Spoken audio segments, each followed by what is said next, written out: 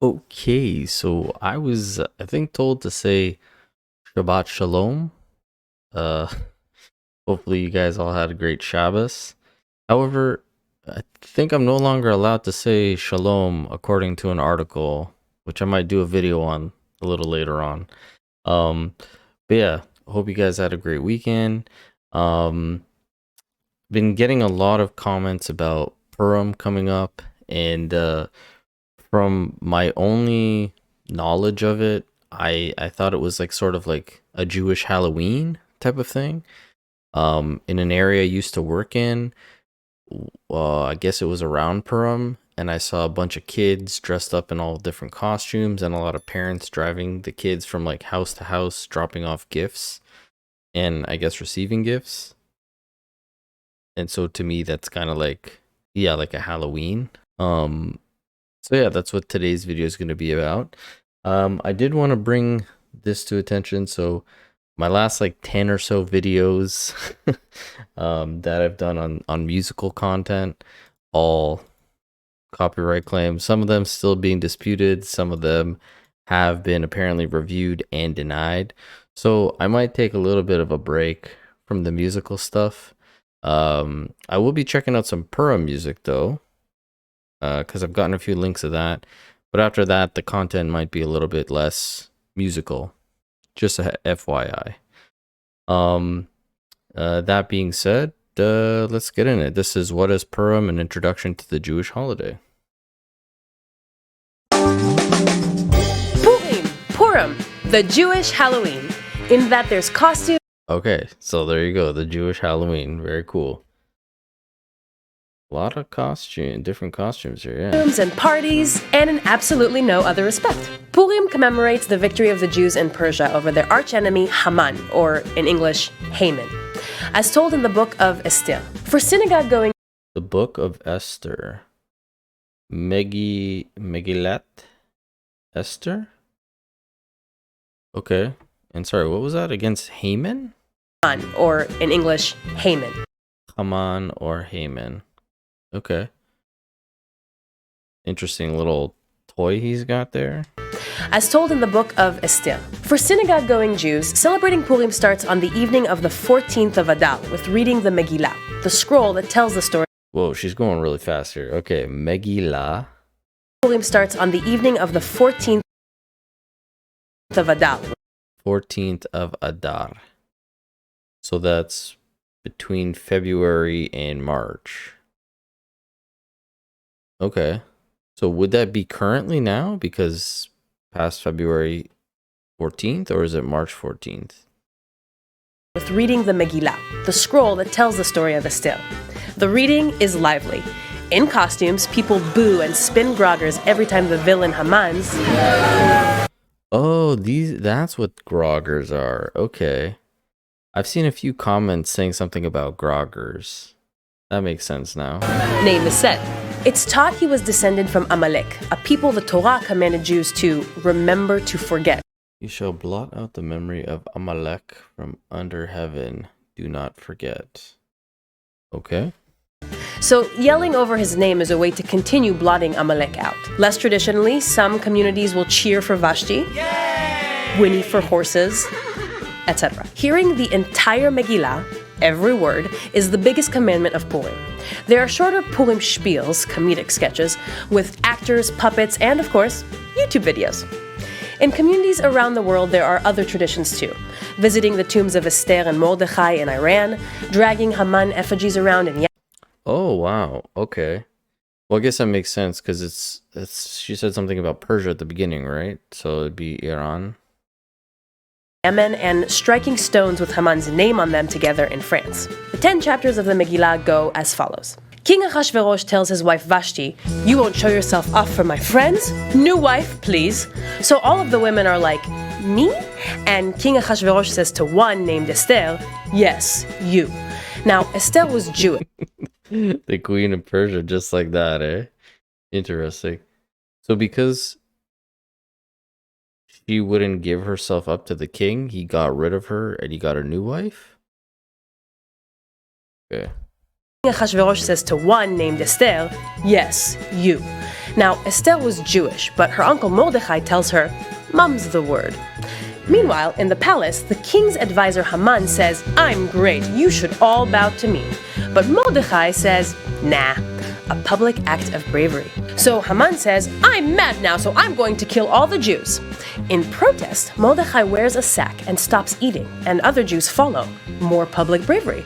Perhaps you're noticing a theme? And Esther does something that could get her killed. She goes to King Ahasuerus and says, "Hey, men wants to kill me." So, Hey, man wants to kill me. Okay, so, all right, so I'm trying to follow along here. So this guy was upset that her uncle defied bowing down to him. And so he agreed, or he decided that he would kill all the Jews. And he was trying to convince the king to do so? perhaps you're noticing a theme? And Esther does something that could get her killed. She goes to King Ahasuerus and says, "Hey, men wants to kill me." So, King Ahasuerus says, "Let's kill him instead. My new advisor is Mordechai. Let's have a parade." And they do. The end. God isn't mentioned once in the story. Oh, I feel like that scroll text that she showed earlier seemed maybe a little bit longer than what she just said. So this must be like the spark notes of that situation. Instead, it's a tale of political maneuvering, personal activism, and communal bravery against an anti-Semitic plot. The sages teach God's presence hides beneath the surface in all of the acts of bravery. These acts are centered around standing up for what's right, and what better way to commemorate that than by getting drunk, dressing up, and partying? It's an Ashkenazi tradition to dress up for Purim. Maybe in homage to the hidden miracles, maybe because Esther pretended to not be Jewish, or maybe thanks to Okay, so how come she emphasized that it's an Ashkenazi tradition to do so? Do like Sephardic or Mizrahi Jewish people not do it? 15th century Roman carnival customs. While the holiday of Purim goes back over 2,000 years, dressing up for Purim started right around then. In Israel, this has been adopted by the Sephardi community and Never mind. She answered my question. Okay. is all around a big deal. There are family-friendly parades, huge street parties, and tons of carnival-themed club events. This holiday gets even the most secular folks out to celebrate. If you go to a synagogue for Purim, you have a good chance of running into goofy melodies used for the usual prayers, a costume contest, a preschool carnival, and piles. Yeah, this is what I saw. I just saw a bunch of like little preschool, elementary kids running around the streets, going from house to house to house, dropping off like gifts and stuff. Of Hamintashim. In Israel, they're called Oznei Aman. They're three-cornered cookies. The best ones are stuffed with chocolate. This is a fact, not an opinion. Poppy seed ones can be pretty good. What did that say there? The best ones are stuffed with chocolate. This is a fact. Director's note, incorrect. Poppy seed is clearly the best. Poppy seed stuffed. Interesting. It's an interesting choice of seed to stuff into a cookie.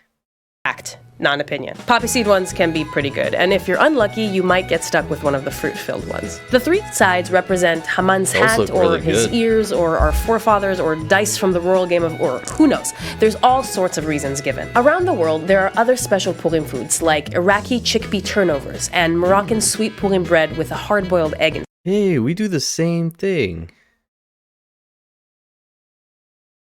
They also have like an Easter bread that's like this too. It's like a sweet bread, and we bake it with an egg inside as well. It. Enough about food. There's also an obligation to drink. Until you can't tell the difference between the phrases "cursed is Haman" and "blessed is Mordechai." This is a holiday requirement that rabbis have debated for centuries, asking, really, are we really required to drink this much? With a short answer of, well, yeah. If you can, this is a good holiday. Like most Jewish holidays, there's also a big meal, a Purim Seudah, and some extra prayers. Purim Seudah. Outside of eating, listening, Oh my God, every time she keeps coming back on the camera, she's got more and more costume outfit. I like that. to the Megillah and drinking, there's a few other mitzvot for Purim. On Purim Day, like all Jewish holidays, it starts at night and continues into the next day. You're supposed to give gifts to friends called mishloach manot, or... Okay, so this must be what I saw the kids running around giving everybody. Night and continues into the next day. You're supposed to give gifts to friends called mishloach manot, or shalach manis in Yiddish. This joy-spreading commandment requires you to give at least 2 portions of food to a friend, but more is always more fun. People deliver mishloach manot to their friends by hand and at parties, sometimes through synagogue fundraisers. Also, it's a mitzvah to make gifts of money to at least 2 needy people. This Purim tzedakah is called matanot la'evyonim. Purim literally translates to lots, as Haman cast lots to... Now, when she says needy people, does she mean people in need? Because the phrase needy people sounds a little bit strange. I'm guessing she meant people in need, right?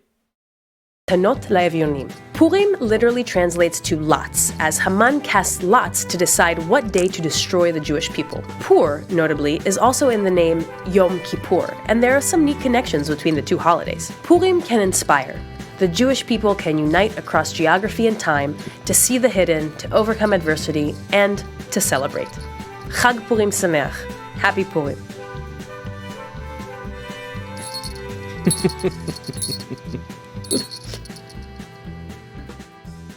Very, very cute. Very well done. Bim bam.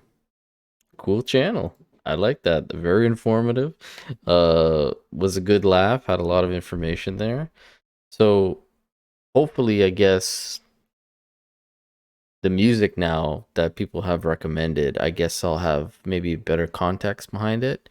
But as always, you guys let me know in the comment section below what you guys think about this, how excited you are, what your big plans are, and I will catch you guys on the next one. Take it easy.